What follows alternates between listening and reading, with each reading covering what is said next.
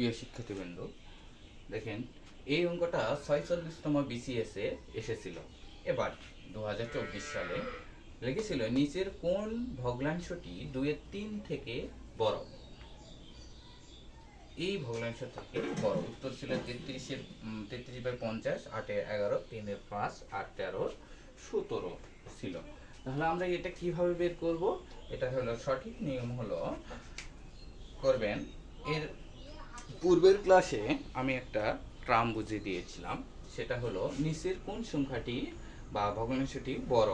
আর এখানে বলেছে নিচের কোন ভগ্নাংশ 2/3 থেকে বড়, মানে একটা সংখ্যা দিয়ে এটার থেকে বড়। তাহলে আমরা একে একে চেক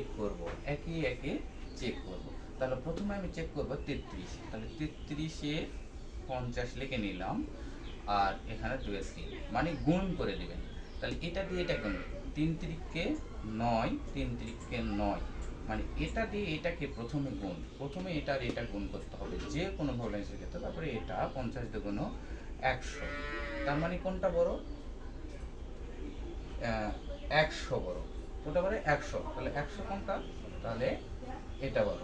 এখানে কোন 3 থেকে বড়, তার মানে এটার থেকে এটা ছোট, এটা হবে না।